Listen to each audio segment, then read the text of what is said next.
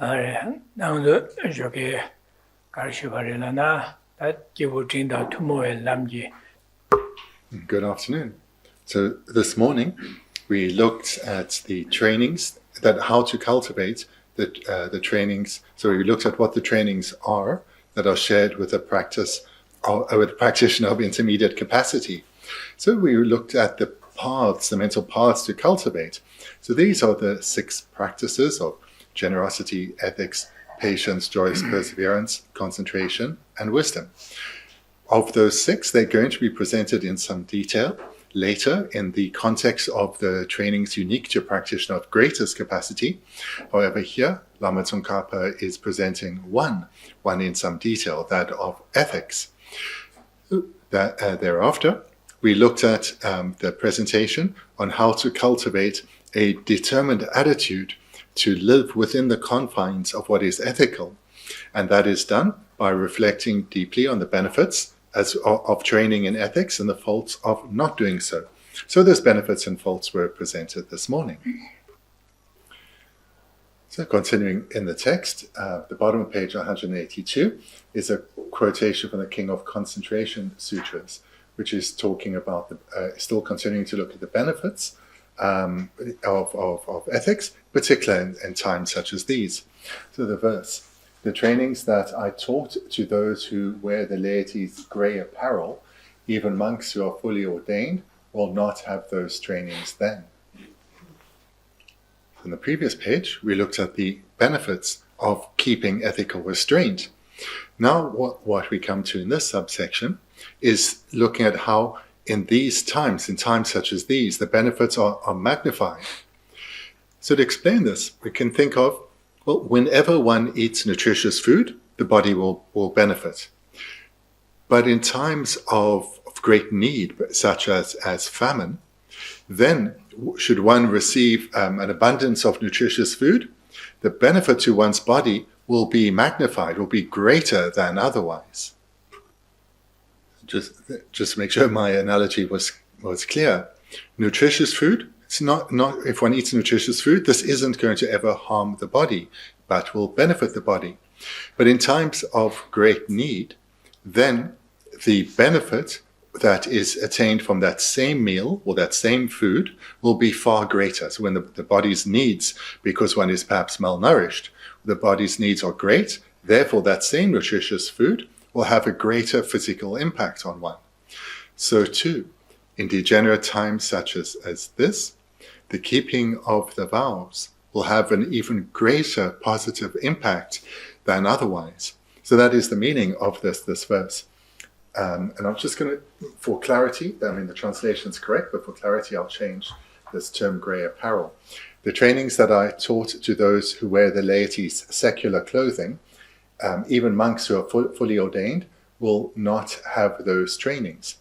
So the trainings here in the first line refers to the vows of the non-ordained. So the 5 vows of not to kill, not to steal, not to lie, not to engage in sexual misconduct, and not to drink intoxicants.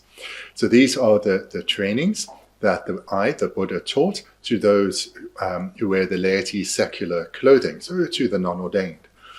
In times of degeneration, so the 3rd and 4th line, then those who are ordained, so even monks who are fully ordained, will not have those trainings then. In the times of degeneration, even those who have received the vows of the ordained, they will struggle to even keep the vows of the laity.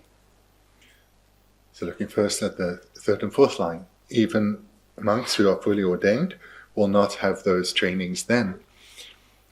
So those who ordain willingly accept or undertake a vast number of vows, and they make the commitment to live within the confines of these vows. So that's the ethical restraint they willingly accept.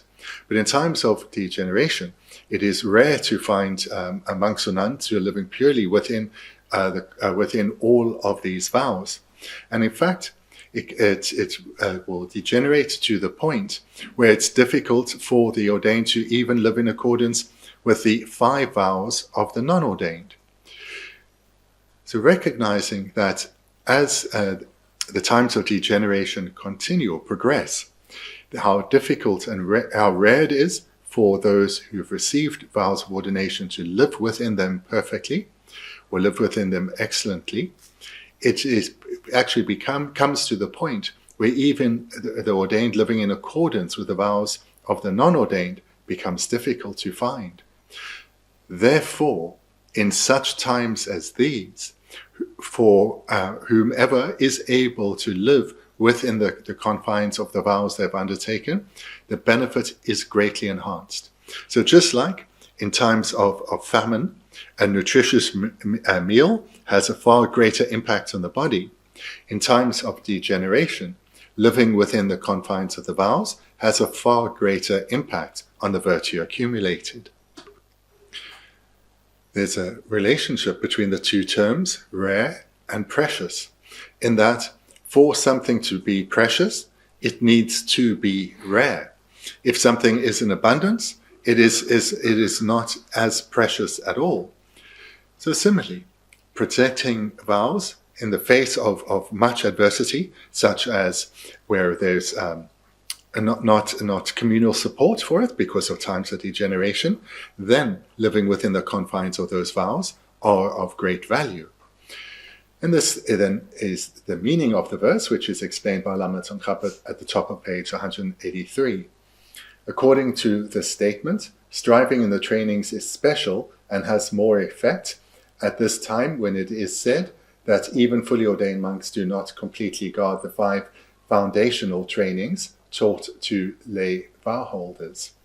So this then, what Lama Tsongkhapa writes here, is just as I've explained in terms of the meaning of the verse. And your basic is better expressed as foundational.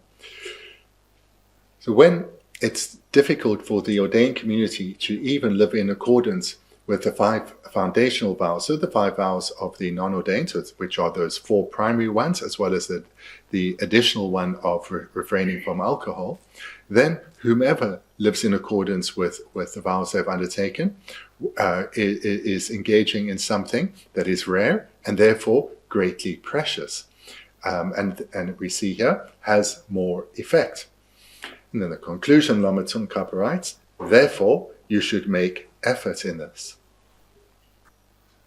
So to give an illustration, so bearing in mind that when something is rare, it can become precious, or to express it the other way, for something to be precious, it necessarily is rare.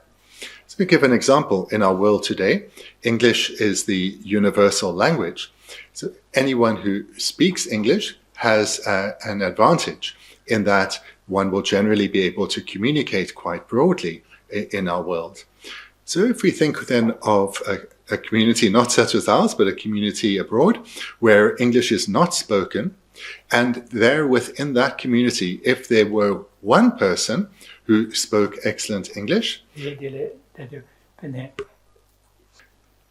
if we think then of a community not in a country such as Australia, so not in Australia or the UK or Canada or New Zealand or America, so these countries where English is not spoken as the dominant language, there where, in particular in a more isolated community where no one speaks English but one person, that one person has knowledge which clearly is rare, and because of the benefit that can come from this rare knowledge, that knowledge is also precious. Because, it's not just that it's rare, but benefit follows from it. Therefore, their knowledge is also precious. Because they then can help their community interact with, perhaps via the internet, with the world in general, and can help the community in terms of commerce and material development. So this, I think, is a clear example of when something that is rare can be precious. So now to bring it back to living in accordance with vows. So in times of degeneration where it's difficult to live in accordance with the vows, there are many obstacles to doing so, such as a lot of activities, a lot of busyness, and be pulled and drawn in a variety of directions, and also where society isn't necessarily supportive of someone living in accordance with the vows. In such circumstances, those few who do live well in accordance with their vows. This is something that is rare, and it is precious.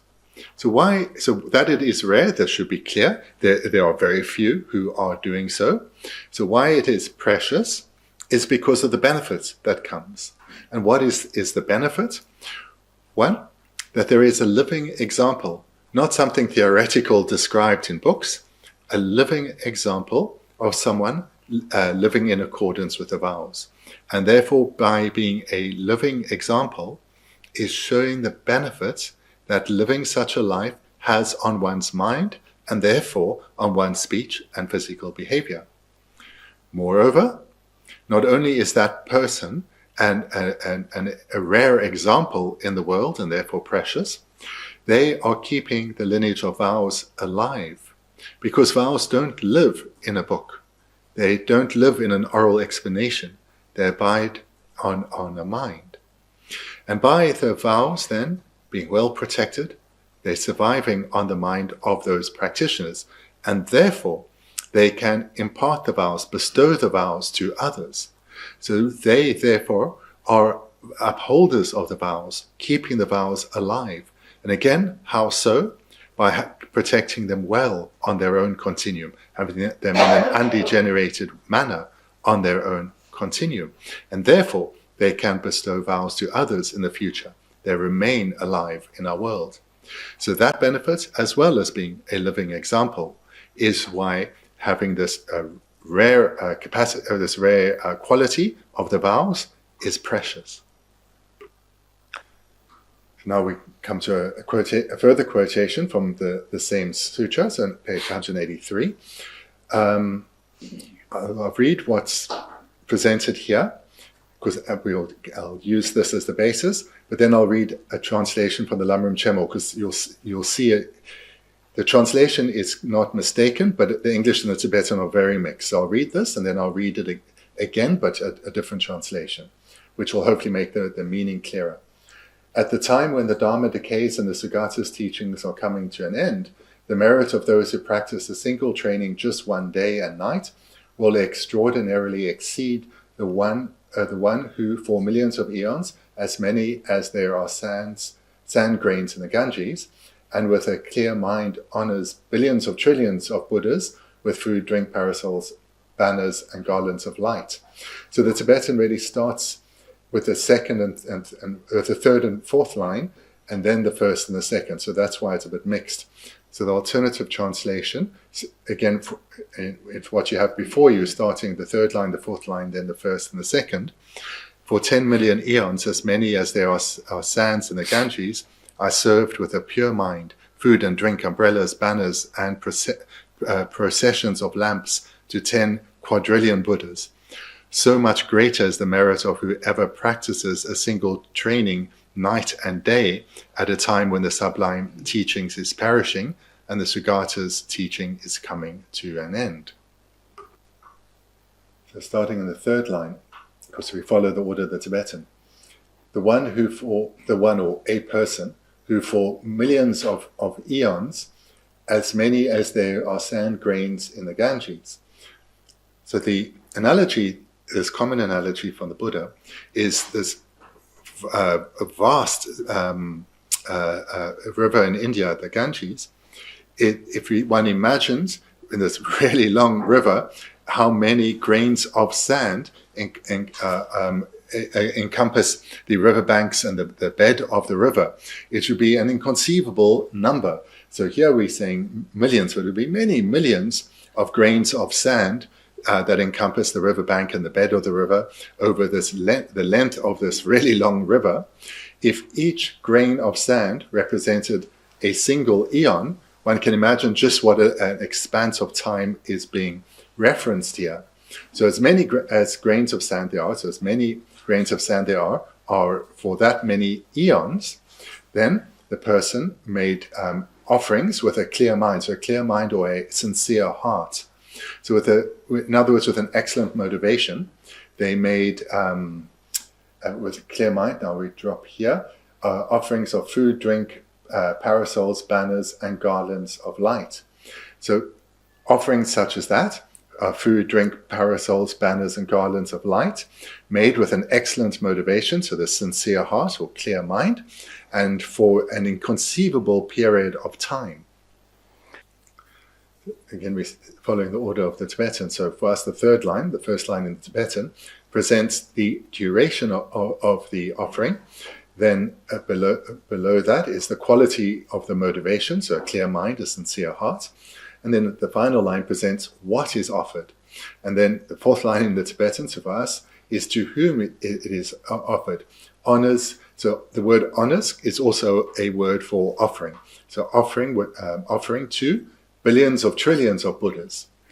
So what is being presented here is an immense offering made with an excellent motivation to an inconceivable number of Buddhas. We can imagine just how much merit would be created from doing this.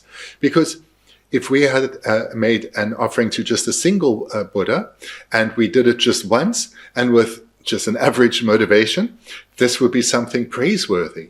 But here, we're talking about wonderful offerings made with an excellent motivation over an expansive period of time to an inconceivable number of Buddhas. How much merit must be created from that? So comparing what the great merits that would be accumulated from offering with an excellent motivation to countless Buddhas, these wonderful offerings of an inconceivable period of time, in degenerate times similar to what we are living through now, when inner spiritual practice is dying and materialistic concerns dominate people's minds, the benefits of ethics are greatly enhanced and are greater than even making such offerings. So this is so the sutra quotation is two verses in the Tibetan, and I've explained the first verse, which in English is what we've covered near at the end of the quotation. And I've explained the meaning of it, which is comparing the inconceivable amount of merit created through such generosity to keeping vows in these degenerate times. So that's the meaning of what's being presented. And that then is then covered in the second verse in the Tibetan. So what we have at the top, there, the reason why so much greater merit is accumulated than that act of generosity through virtue is presented. So again, going through it in the order of the Tibetan. So at the time when the Dharma decays, so that's referring to when the quality of the Dharma is in decline. So again, remembering the Dharma refers to the quality of the Dharma refers to the quality of the Dharma in the mind of beings abiding in the world. When that quality that quality is in decline, the Sugata's teachings, the Buddha Shakyamuni's teachings, are coming to an end. So the teachings of the Buddha are becoming ever rarer in terms of being able to access them in a manner by which one is able to cultivate them within. Because it's not merely being able to see the text or to hear the text, but to be able to cultivate the Dharma within, because that is where the Dharma abides, where the Dharma exists. And then the next line, it's a bit mixed. Who practice, so this is the state, those first two lines, the time when the Dharma decays and the Sugata's teachings are coming to an end, explains or presents the situation today. So in such a situation then, and it continues, who practice a single training, so a single, keep a single one-day vow, a single training just one day and night. So even keeping a one-day vow, a single one-day vow, one will accumulate. The merit of those will be extraordinary. So one will accumulate an extraordinary amount of merit from keeping just a single one-day vow for one day, let alone living within the vows that you have over what remains of this life. To really get the meaning of what is presented, one needs to be clear on the point that whether the Dharma abides and the quality of the Dharma that abides depends on the quality of the mind in which it exists. So the meaning of what is presented here is that the number of ordained, so those who on their mind possess the vows, is declining. In particular, those who are able to live well within the entire set of vows, those are declining. So this is referring not necessarily to the number of individuals, but to the number who have the vows abiding excellently within. Moreover, but related to this, the number of beings who are holding the Dharma in an uncorrupted manner, so in other words, well developed within themselves, are very few in the world. Because those who've developed the Dharma well within themselves are able to live with ease within the vows. Their ethics is excellent. So therefore, when those who are living excellently in accordance with the vows are declining, therefore the quality of the Dharma that exists in the world is declining. Because again, the place where the Dharma abides isn't on shelves, isn't in text, it's in the minds of practitioners. So when there is this period of degeneration, the opportunity to meet such people, to meet such vessels of uncorrupted Dharma, or Dharma that has not declined, this becomes ever rarer, and is therefore, when one does so, is exceedingly precious. So that means it's in times such as these, keeping the vows is of great, great benefit. So that concludes a subsection here. So we're looking at the training of ethics. We looked at the benefits of training in ethics, the faults of not training in ethics. Then we spoke about ethical conduct in the context of tantric practice. And now we've just concluded looking at the great benefits, or how the benefits of training in ethics are greatly enhanced in times such as these.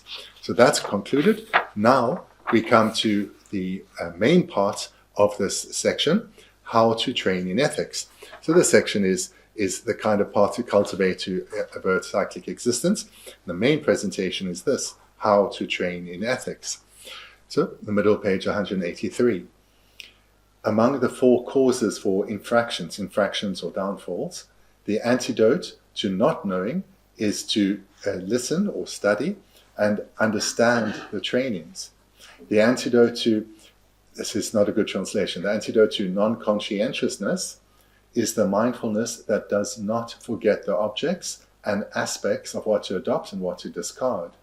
The vigilance that individually analyzes the 3 doors at every moment and brings to mind the good or faulty actions you engage in. The shame that shuns faults from the perspective of oneself or the Dharma. The embarrassment that shuns faults, thinking that others will criticize you. And again, a correction. And the trepidation that fears the fully ripened effects of faulty conduct. Training these and others. So this section starting here is how to train in ethics. So what is being first presented is how to protect the vows that one has received from degeneration, or as it says here, from infractions, or this is often translated as downfalls. So there are 4 causes for infractions or downfalls. And there are 4 causes if we look down, and if you look at what's in italics. The first cause is not knowing. The second should be translated as non-conscientiousness. The third is lack of respect. And the fourth is many mental afflictions. So these are the 4 causes of infractions. And here it's explained what the antidotes to those 4 causes are.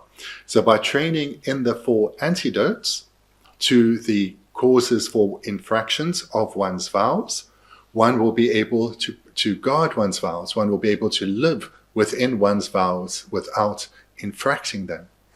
So to give a very brief overview of each. So the first, not knowing. So that's quite clear. One should come to know the vows, to understand them. And this means not just merely being able to list them, but to know them well, to have a detailed understanding of the various aspects of the vows. The second is non-conscientiousness. So this term conscientiousness, so the positive conscientiousness, it may be better understood as having a conscience. So when you know that something is right, what is right and what is wrong, and you do what is right, even when it's easier or seems nicer to do what is wrong. So it's having a non-conscientiousness. And so that's what the meaning of non-conscientious, and the way there is presented in 5, but I explained there in detail what it's meant by conscientious, having a conscience. Then lack of respect, the third cause, is having no respect for the vows or the precept, as well as the preceptor, the one who gave the vows. And then finally, an abundance of mental affliction. So that's quite clear. So among the 4 causes for infractions, the first is not knowing. So the antidote to not knowing is to study or listen and come to understand the training. So understand's a better translation.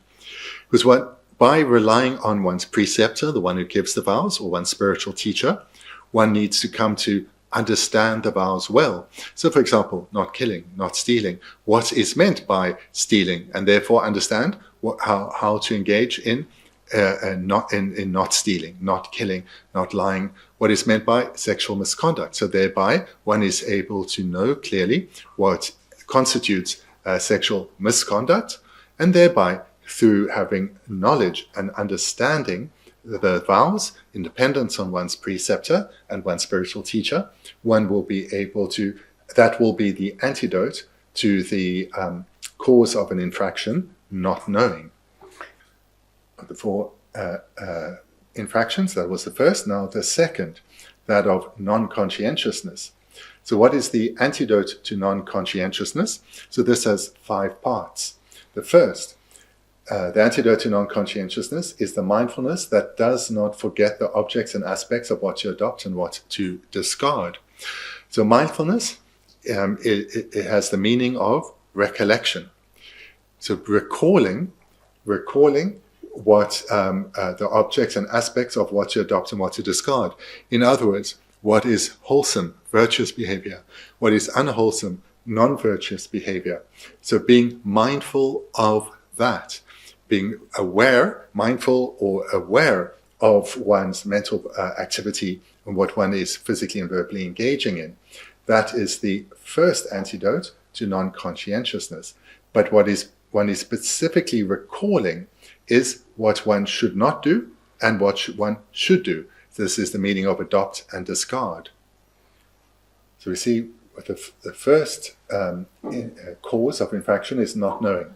And the antidote is to know, to come to understand. But if one receives excellent teachings and studies well, but one doesn't remain mindful of what one has learned, the benefit is somewhat limited, because one will. So remembering the meaning of mindfulness includes that of recalling or recollection or memory. It's the same word in Tibetan, memory or mindful. If one is not mindful, if one does not recall what one should not do and what one should do, then that knowledge is basically forgotten. Therefore, the antidote to the first of the 5 parts for the antidote to non-conscientiousness is to be mindful of, or to recall. So recall, to really keep in mind what one has studied in terms of what to adopt, which means what one should do, and what one should discard, what one should not do in terms of speech, physical behavior, and way of thinking. This paragraph presenting the second of the 4 causes for infractions and its antidote, looking at non-conscientiousness. The first of the 5 parts of the antidote is mindfulness. Mindfulness or recalling. It's the companion of mindfulness is the second of the 5 components. Now reading on, vigilance. The vigilance that individually analyzes the 3 doors at every moment and brings to mind the good or faulty actions you engage in. So these 2, need to be employed at all times: mindfulness and vigilance. Vigilance is often translated as introspection. You may know it like that. So vigilance is something that we need to apply at all times. What it means to be vigilant is that one is using this mind of wisdom. So vigilance is within the class of minds of wisdom or intelligence. That one is at all times, as it says, at all times, watching one's mind. So it's one consciousness, watching one's mind in general, and watching what follows from one's mind, what one is saying, how one is acting. So that is the meaning of 3 doors. So this individually analyzes. This means it's a mind of wisdom that is engaging with your mind, watching for the arisal of the afflictions, if one's following the afflictions, if one's mind is virtuous or not, and then utilizing mindfulness to ensure one stays virtuous and not engaging in good actions rather than faulty actions. So this is something to do at all times, at every moment, watching one's mind, speech, and behavior. This then is the second of the antidotes to non-conscientiousness, vigilance. So the antidote to non-conscientiousness, I mentioned, is 5-fold. We looked at the first, mindfulness, the second, vigilance. Now to the third and fourth. And here, just to say as a translator, I'll explain a bit more, hopefully clearly, what is meant by these terms, because it's not quite the same as in English. So the third, the shame that shuns faults from the perspective of oneself or the Dharma. So shame is a virtuous mind, a virtuous mental factor. It is shame is in relation to what one thinks about oneself. So in this context, it would be when one recognizes that one is engaging in something that one should not, or one's following the afflictions, acting or speaking in an afflicted manner, and so forth. Then the virtuous mind of shame says, I'm letting myself down. This behavior is not in accordance with the person I want to be. That then this virtuous mental factor of shame serves as a barrier to one engaging in non-virtuous behavior, not wanting to let oneself down. So that's the meaning of shame in the Buddhist context. It's about what one thinks of oneself. Then its companion, that of embarrassment, so reading on, the embarrassment that shuns faults, thinking that others will criticize you. So whilst shame is in relation to what one thinks about oneself, embarrassment is about what others will think of you. So embarrassment, again, is a virtuous mental factor, and it is when one recognizes that if I act in this non-conscientious manner, others will have grounds to validly criticize me. And this then serves to impede us from following non-virtue. Because recognizing if I act in a way that others validly criticize me, if I give them valid reasons to criticize me, this is contrary to my wish to be of benefit to others. For example, if an ordained person is seen killing animals or killing insects or destroying their potential home, others will criticize them for that. And they would have grounds to criticize the ordained person for destroying the potential home of animals or insects or killing animals or insects.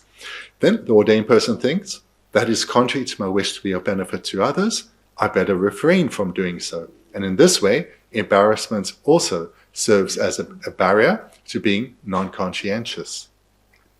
We presented then 4 antidotes to non-conscientiousness.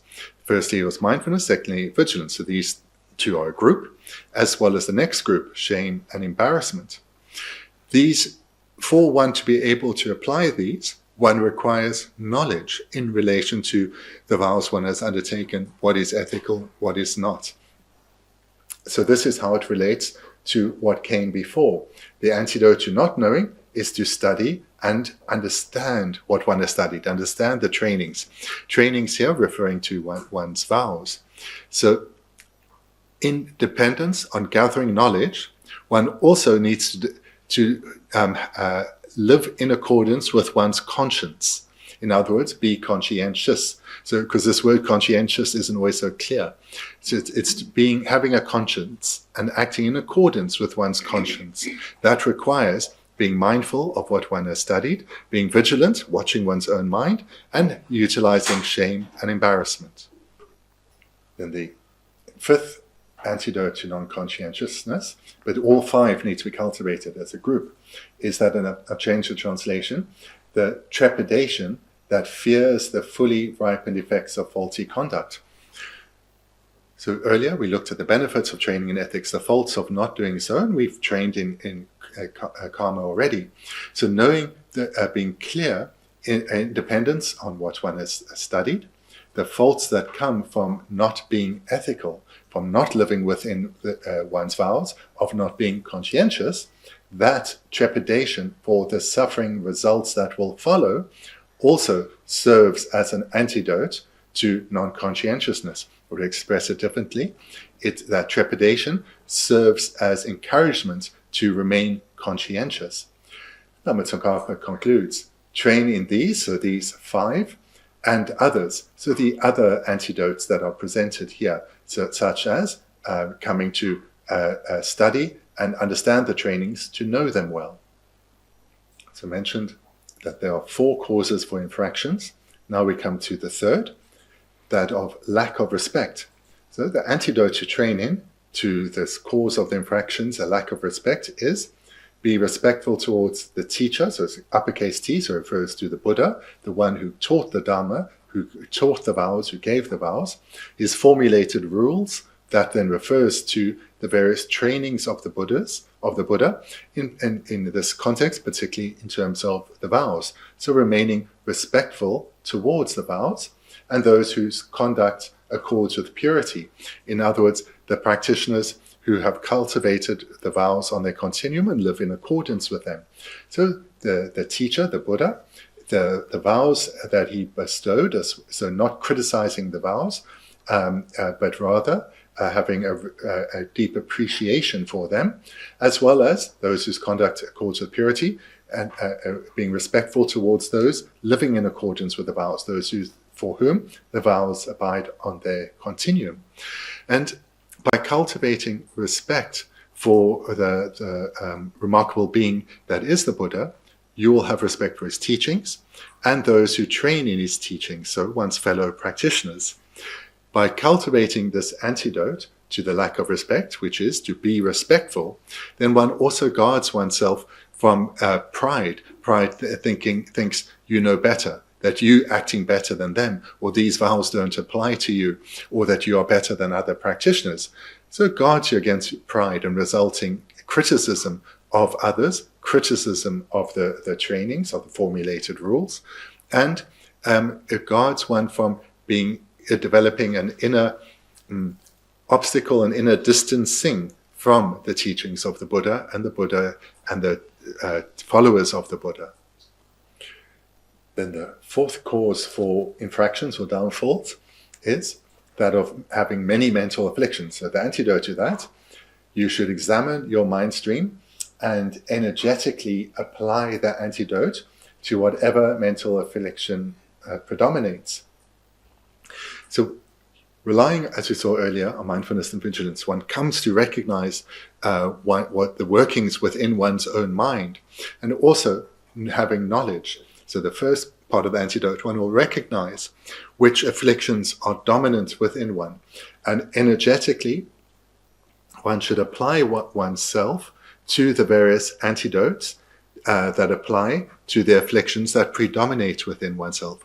So for some, it's attachment. For others, it's anger. For others, it's pride. This one needs to then come to recognize within oneself and make effort, be energetic in applying the antidotes to the afflictions. So to talk about the antidotes, to briefly talk about the antidotes to some common afflictions. So attachment, firstly. Attachment arises so easily for all of us. So attachment is also translated as desire. The realm we live in is the desire realm. So it arises within us with such ease in relation to almost anything. So there are some forms of attachment which are very clear and easy to see how they can dominate a mind. such as sexual desire. Others, which perhaps we don't so easily recognize, are attachment to activities. There's busyness that keeps us, our minds so engaged and leading to us being exhausted. All too easily we justify our busyness, seeing it as indispensable. But this is another expression of attachment. And then to our sense pleasures, such as food, always thinking about what next we're going to eat, taking great delight in it, or great disappointment when it's not quite how we want, or towards other objects of the senses, such as clothing, always looking, regularly wanting to go shopping, looking for something new, being concerned, very concerned with how one presents oneself to others, wanting to look a certain way. So attachment arises so easily in relation to such a broader way of things. The antidotes, though, are primarily two. One, recognizing the faults of whatever we are attached to. So the mind of attachment exaggerates the good qualities of whatever we are attached to. So here we need to recognize the faults of what we are attached to thereby see the exaggeration that attachment plays. So to get a more balanced view. That's the first antidote, to recognize the faults of what we are attached to gain a more balanced view. And the second is the impermanence, to recognize that what we are attached to is going to fade away. Its attainment will not lead to lasting happiness, because whatever it is we desire will fade away. Secondly, so too will this mind of attachment. I don't need to follow it. My attachment will naturally subside if I don't dwell on it, feed it. So that's in relation to attachment. Anger. Then anger, this mind of anger exaggerates the unpleasant aspects of whatever we have anger towards. So here, first one needs to also recognize that that anger, it breeds within us. The more habituated we are to it, it will grow and fester. So we need to recognize that any form of anger directed towards something needs to be counteracted immediately. So to make this clear, bear in mind that this mind of anger, this term anger, we should know it to be very broad, from frustration and annoyance, so just being annoyed with something, right up to rage and hatred. If this annoyance or frustration, if we allow it to fester, it will grow. Our dislike for something will grow. So we need to deal with that.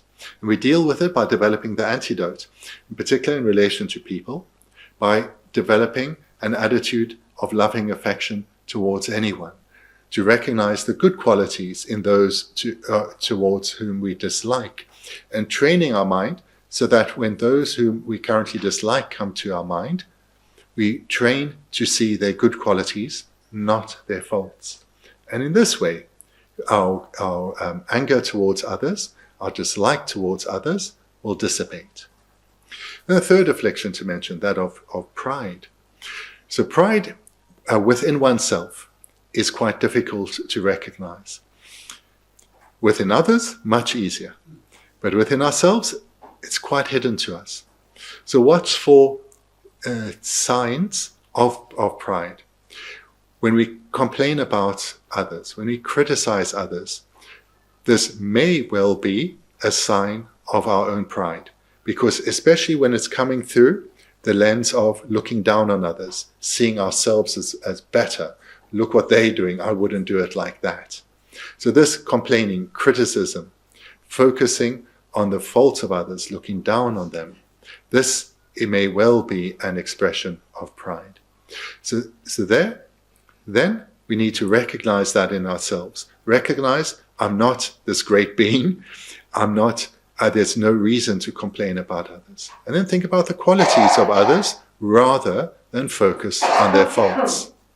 So these then are some antidotes to very common afflictions of attachment, anger, and pride. What we have been looking at last time and this weekend is how to train in order to gain liberation from cyclic existence. So last time we looked at the very best basis to train is what we have achieved, this precious human rebirth. And now this weekend, we've looked at how to train, the path to cultivate within. And here in particular today, we've been looking at the training of ethical restraint. So the presentation in the text is explicitly or primarily focused on those who hold vows, and amongst those who hold vows, those of the ordained. And this is because the very best basis for cultivating the Dharma, as we looked at last time, is the ordained, because of their freedom that they have to focus on their trainings, less busyness, less activity in their life. So, whilst not everyone is ordained, but everyone here generally has vows. So in general, I imagine most have vows. So one can take this presentation and apply it to the vows that one has accepted. And here, the benefits of living in accordance with the vows that one has taken, the benefits of ethical restraint have been presented, and the faults of not being ethically restrained were presented. And these need to be reflected on repeatedly so that one has a strong determination to live in accordance with what is ethical. And then how to train in ethics. This was presented here finally, looking at the 4 causes for infractions. So this word infractions, or more commonly translated as downfalls, is specific to vows.